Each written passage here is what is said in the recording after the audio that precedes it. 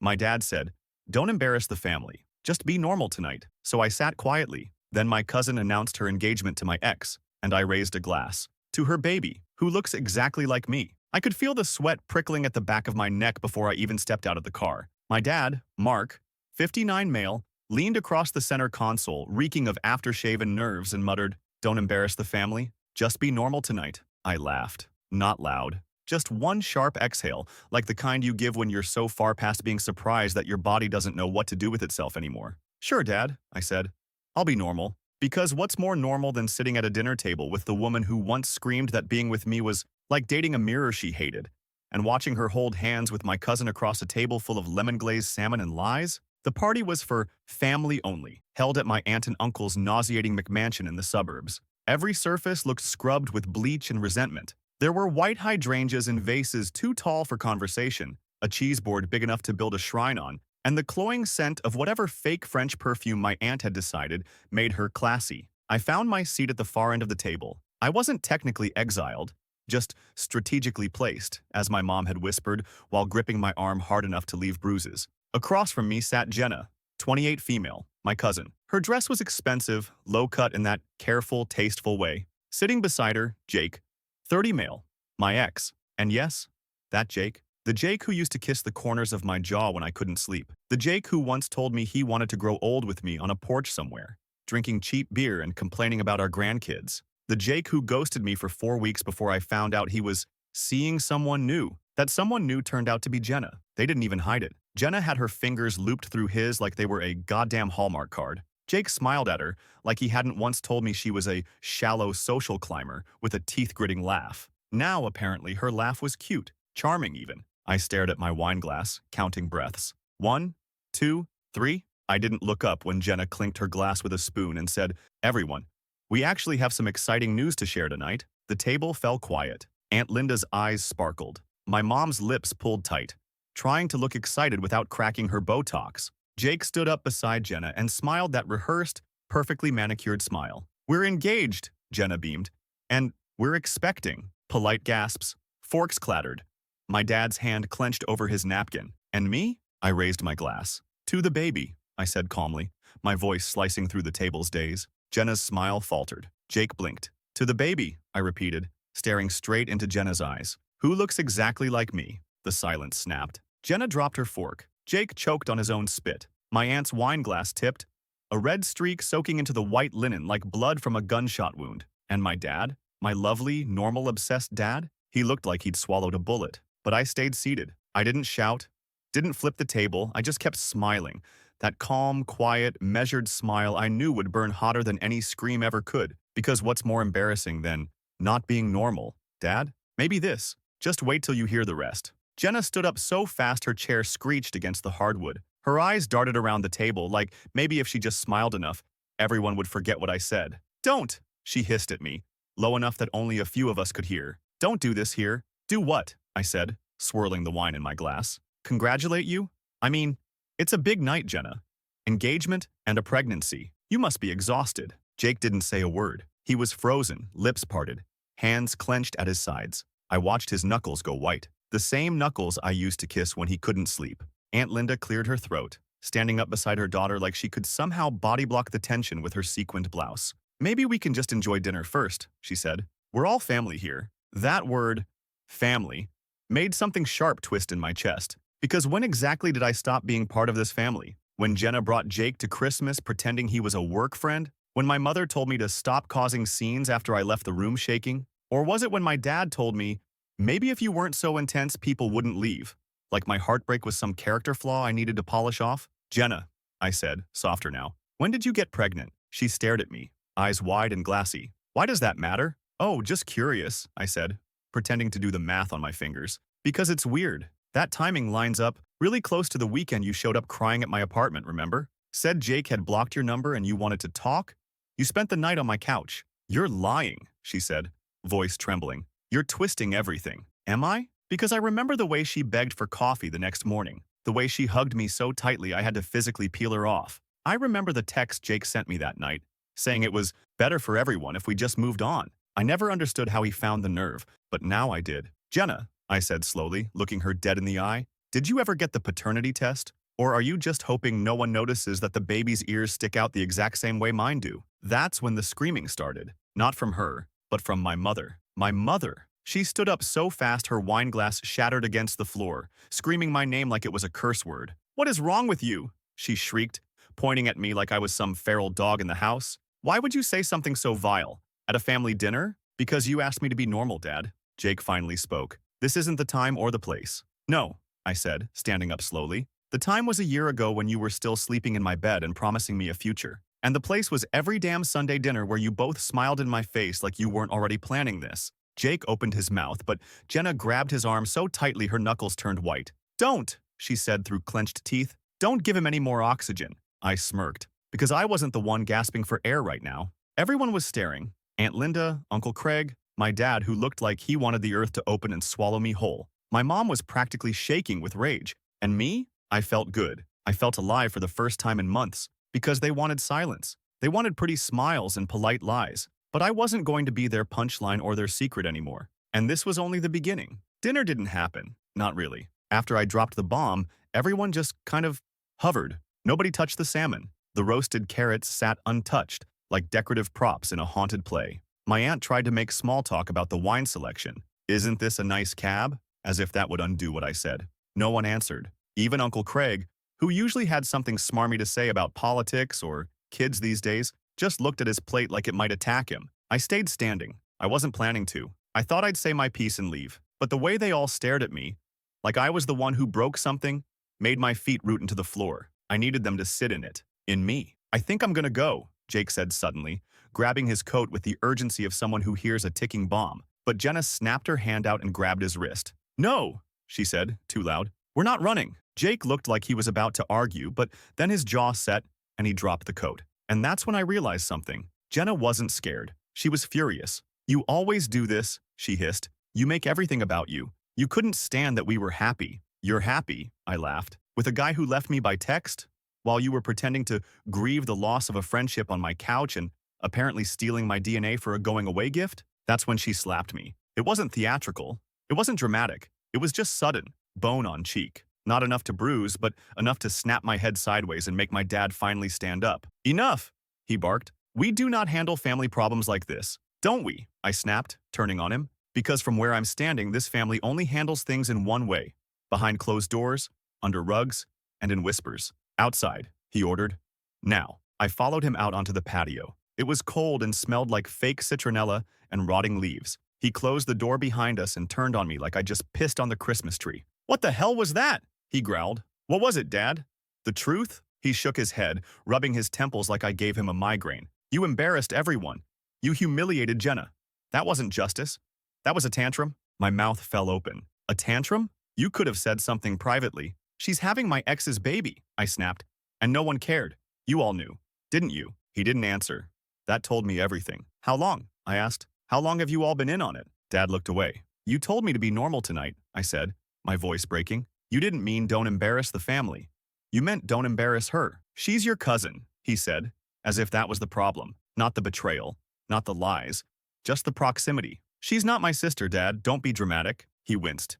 "Keep your voice down." That's when I really saw it. Not guilt, not remorse. Fear. Fear that the neighbors might hear, that someone might gossip, that the image of our family might get dirty. "You're ashamed of me?" I asked, voice low now. "You think I'm the problem?" He looked at me, steady, unblinking. "I think you should have handled it better." That was the moment I knew I was done pretending. I stepped back. "You don't have to worry about me embarrassing the family again, Dad," I said, my voice hollow. "I won't be coming around to try anymore." And I walked. Not toward the driveway, not toward my car, back through the house, back to the table. Because they all needed to hear what I was going to say next. The dining room was a war zone of silence when I walked back in. Jenna was dabbing her eyes with a cloth napkin like she was auditioning for a soap opera. Jake sat beside her, hunched, hands clenched between his knees like a teenager waiting for the principal. My mom looked up when I entered and flinched, like I was holding a weapon instead of just every awful truth she didn't want aired out in front of her precious friends. I cleared my throat. No one moved.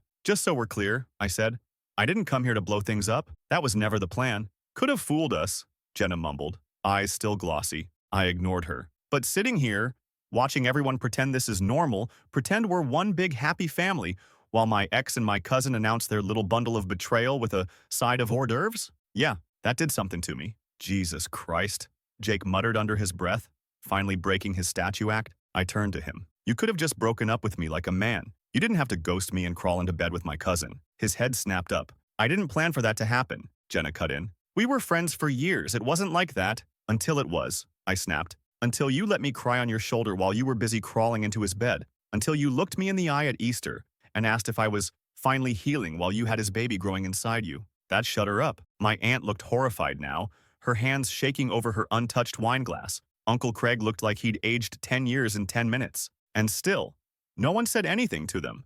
That's when I really snapped. You know what?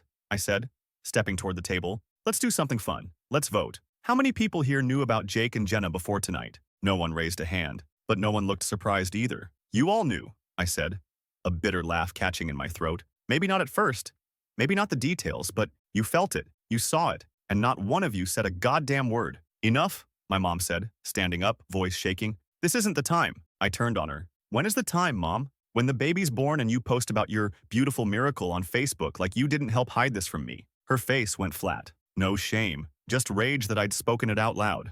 You always had to make things harder, she said quietly. Even as a kid, you don't let anything go. You hang on until it hurts everyone. I swallowed hard. You mean until it makes you look bad? Stop, she hissed. Please, just sit down. No, I said, because I've been sitting down my whole life. Sitting down while you made excuses for Jenna. Sitting down when Jake disappeared. Sitting down at every family dinner where I was the joke. I walked to the fireplace mantle and picked up the family photo from last Christmas.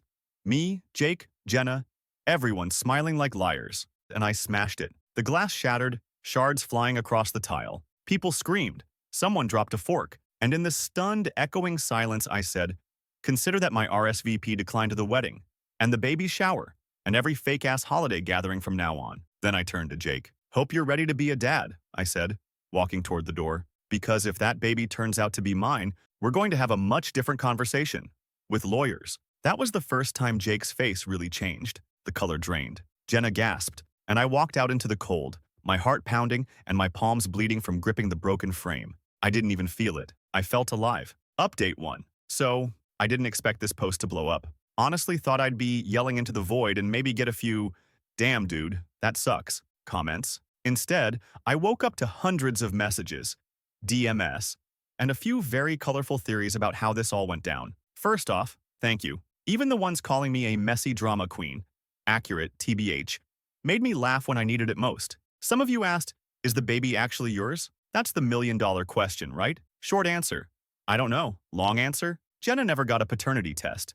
Or if she did, she's been real quiet about it. And now, after the explosion at dinner, I've got people on both sides of the family texting me weird, vague stuff like, just let it go, or you'll make things worse. One of my cousins messaged, you knew Jenna always had a thing for Jake, right? Like that made it okay. Like I should have stepped aside years ago to make room for their little betrayal parade. But here's where it gets real. 2 days after dinner, Jake showed up at my apartment. No text, no call, just knocked like we were still boys. I didn't open the door right away. I watched him through the peephole for a full minute. He looked like hell, hair a mess, eyes sunken, like the guilt finally hit. Or maybe Jenna did. When I finally opened the door, he tried to talk. I didn't know how to tell you, he started. I didn't punch him. I wanted to. My hands shook, but I didn't. You didn't try to tell me, I said. You tried to erase me. He had the audacity to say, it wasn't like that. Oh? Not like what? Not like ghosting me for weeks? Not like crawling into bed with my cousin? Not like helping host a goddamn engagement party knowing the kid might be mine? Then, get this, he said. Jenna's spiraling. She thinks you're going to ruin her life. I laughed in his face. She ruined her own life. I just turned the lights on. Then I told him the truth. I've already started paperwork to file for a paternity test. I'm done waiting around for lies to sort themselves out. His face cracked then. Are you serious? Dead serious, I said. And if that baby's mine, I'm getting full custody. I'll raise the kid myself before I let them grow up in a house built on lies and gaslighting. And here's the twist. I'm not doing this just to be petty. That baby, if it's mine, deserves better. They deserve the truth. They deserve a dad who didn't come from betrayal. Since that conversation, Jenna's been texting me nonstop, begging me not to ruin the peace. She actually said, if you love me even a little, don't do this. I told her the truth. I did love you, but now I just pity you. So yeah, I'm not done.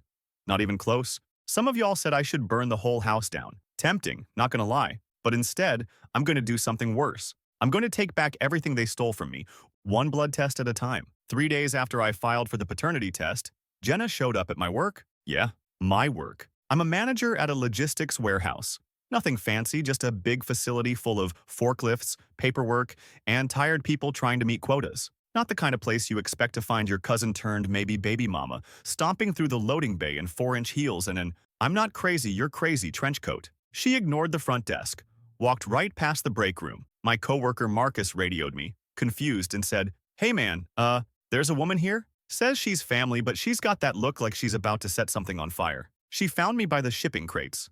I turned, already exhausted. "What the hell are you doing here?" I asked. "Low." "You humiliated me," she spat, eyes wild. "Do you have any idea what kind of mess you've made?" I gestured around us. "Jenna, we're literally standing in a warehouse, not exactly the Met Gala. You want to yell? Do it outside." But she didn't move. She started crying, like full meltdown, ugly sobs, snot, makeup streaking. "I'm pregnant," she wailed. "I'm scared." I didn't flinch. "Then you should have thought about that before you turned my entire family into a goddamn soap opera." "I didn't think it would go this far," she sniffled. "Oh," I said. "You thought you could sleep with my ex, lie to my face, maybe pass off the baby as his, and I'd just smile and eat my salmon?" She screamed then.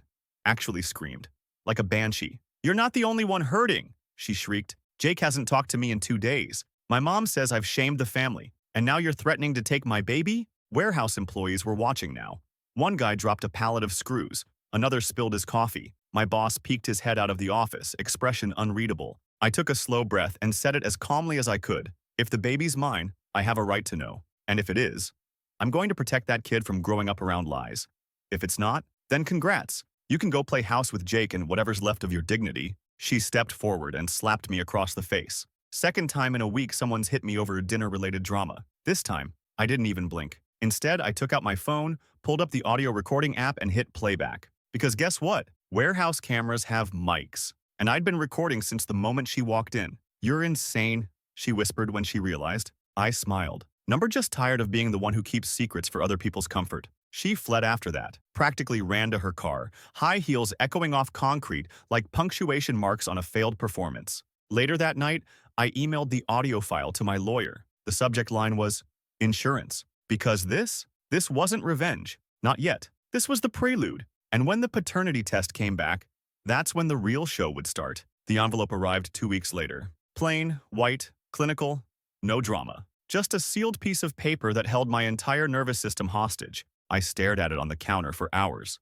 touched it, flipped it, read the return address a dozen times, the testing center, the blood work lab, the future, all compressed into one thin little seal that could split my life open. When I finally opened it, I read the first line 3 times before it sank in. Probability of paternity, 99.997%. My knees gave out. I slid down the kitchen cabinet and just sat there on the floor, holding this stupid sheet of paper in one hand, while the other hand shook like I'd been electrocuted. It's mine. The baby is mine. And suddenly, all the betrayal, the screaming, the lying, it got louder. Not quieter, louder. Because now I wasn't just mourning a relationship, I was holding proof that they tried to erase me from my own child's life. Jake knew. I don't care what he says. I saw his face that night. He knew. Maybe not for sure, but enough. Enough that he should have backed away. Enough that Jenna should have told the truth. Instead, they wanted to replace me. So I made my move. I didn't text Jenna. I didn't call. I made one phone call to my lawyer. And 2 days later, I served her with a custody petition. Full custody. No visitation unless court approved. Included the paternity test, the audio recording, and witness statements from 2 of my coworkers who saw her meltdown at the warehouse. We also included screenshots of old texts from when she was just crashing on my couch that showed clear confusion over the baby's paternity, ones she deleted, but surprise, I never did. I didn't stop there. I sent a formal statement to my family, a short one, email, BCC'd everyone. Subject, clarity. I took a paternity test. The baby is mine. I filed for full custody. To those of you who knew and said nothing, I hope silence keeps you warm. To everyone else, I'll be building a future for my kid, with or without you. Me. 5 hours later, I got my first unhinged voicemail. From my mother. "Have you lost your mind? Jenna is pregnant, she's vulnerable, and you're attacking her, taking her child like she's some criminal?" No acknowledgement of what they did, no apology, just rage that I didn't follow the script. Then Jenna posted on Facebook, a long, teary post about being blindsided by a man I trusted, and the cruelty of being pregnant and abandoned by those you thought loved you. She never mentioned the baby was mine, never said a word about the test, but she tagged everyone. And my favorite comment? From Aunt Linda. "We will protect you. He always had issues." Oh? So I posted my own comment. Public. Short. "The child is mine. I have the paperwork. You lied. I won't." Then I attached the test. No caption, no venom, just truth. And the family group exploded. Cousins texting, Uncle Craig DMing me to say, "We didn't know for sure." Cowards scrambling. Half apologies disguised as confusion. Jake, silent. Which is wild, considering he's now the ex of the woman carrying my kid. The fallout hasn't even fully hit yet. But here's the thing. They thought they could rewrite the story. Make me the angry one. The petty one. The forgotten ex. But I'm the father. And they're going to remember that every single day from now on. Update 2. Yeah, buckle up. I knew something was coming when I got a voicemail from my Uncle Craig that morning, mumbling about clearing the air and not letting lawyers ruin a family. I didn't call back. Figured I'd made myself pretty damn clear. But around 6 p.m. I saw Jenna's car pull into the lot. She had the nerve to bring her mother, my Aunt Linda, the queen of appearances, who once told me it was unmanly to talk about feelings and that Jenna was just confused when she stole my ex. I opened the door only because they wouldn't stop knocking. Jenna looked tired, puffy eyes, messy bun, that harried, new mom look, but the performance kicked in fast. "I just want to talk," she said, clutching her stomach like a weapon. "You're trespassing," I replied. "And I'm not doing this in front of her." I nodded at Aunt Linda, who was already sniffing like I'd insulted her casserole. Jenna pushed past me anyway. "This is about our child." I let her come in, not because I wanted to, but because I wanted it documented. I had the audio rolling on my phone before she even sat down. "I'm not fighting," she started. "I don't want things to be like this." "Great," I said. "Sign over custody." That's when the tears started. Aunt Linda gasped like I'd suggested tossing the baby in a dumpster. "Are you seriously going to take a child away from her mother?" Aunt Linda barked. "This is your cousin, for God's sake." I turned to her and said, "She's the mother of my child, and the woman who tried to lie about it until I forced the truth out. So no, the bloodline doesn't exactly inspire trust." Jenna got real quiet. Her hands were shaking. "I didn't know what to do," she whispered. "Jake left. I was scared. Everyone kept saying it would be easier if you didn't know." "Oh, so now it's everyone's fault?" I asked. Then she did it. She weaponized the baby. She said, "If you keep pushing this custody thing, I'll tell the court you're unstable, that you have violent tendencies, that you hit me." Dead silence. I didn't speak. I just turned my phone screen toward her, recording. 8 minutes, 43 seconds. Her face went pale. "You're threatening me," I said calmly, "and you just did it on tape. Get out." Aunt Linda started screeching, that I was manipulating the situation, that I'd always had anger problems. She knocked over a lamp on her way out. Jenna looked like she wanted to crawl out of her skin. And here's the thing. I didn't raise my voice once. After they left, I forwarded the entire recording to my lawyer. She called me 20 minutes later and said, "Congratulations, you just won your custody case." Apparently, threatening to fabricate abuse allegations on a recording isn't something courts take lightly, especially when paired with deception, paternity concealment, and public social media lies. I'm not celebrating yet. The legal process is still crawling forward, but we've now filed for an emergency custody hearing with that recording attached. And Jenna? She's spiraling, posting cryptic stories on Instagram. Some people just want to see you fall. Betrayal doesn't come from strangers, that kind of melodramatic garbage. Funny how she always plays the victim, even when caught with her hands in the fire. To the people who said I should have walked away, maybe, but walking away is what they counted on. I'm not just a guy who got cheated on anymore.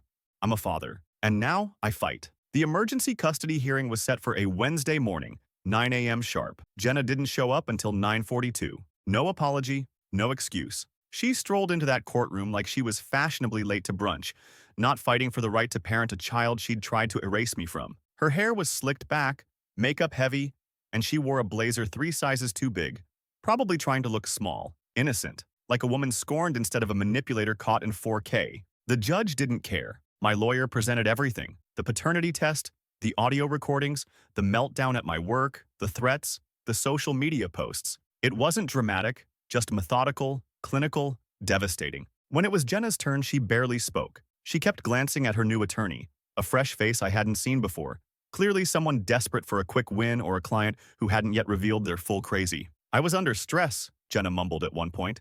"It wasn't my intention to cause harm." The judge raised an eyebrow. "It wasn't your intention to threaten him with false abuse allegations? That's what you said, correct?" Jenna swallowed hard. I was emotional. The judge's voice stayed cool. Ma'am, you had every right to seek support during your pregnancy, but manipulating the legal process with threats isn't emotional. It's malicious. Boom. That was the beginning of the end. The judge granted me temporary sole custody pending full review, with supervised visitation for Jenna until a full psychological evaluation could be completed. That's when the real explosion happened. After the hearing, as I walked out of the courtroom, I saw her in the hallway, alone. She slammed her palm against the wall, breathing heavy. You're ruining me. I stopped walking. No, I said. You did that the second you decided to lie. The second you tried to bury me so you could keep playing house with Jake. She laughed then, a dry, bitter sound. Jake? He's gone? Left 2 weeks ago. Said I made him feel like he was raising someone else's mistake. I stared at her. That's the first honest thing he's ever said. Then she lunged. Not to hit me, to grab my arm, digging her nails in so deep I bled. You think you're some hero now? She hissed. This isn't over. That baby will hate you one day. I peeled her off, calmly. Maybe, I said, but at least they'll know I showed up. Security escorted her out. By the time I got home, someone had already keyed my car. Deep, jagged letters across the hood. Thief. Subtle. And 2 hours later, a burner Instagram account with 0 followers messaged me. You'll lose. You're not a real dad. Blood doesn't mean sheet tea. She's unraveling. This isn't just a custody fight anymore. It's psychological warfare. Jenna's spiraling out of control, dragging herself down with every move. And I'm not backing down. She wanted to weaponize the baby. Now she's the one caught in the blast radius. Court reconvenes in 2 weeks. By then, I'll have my next move ready. Because I've still got one card left to play. And it's going to hurt. She came to the hospital uninvited.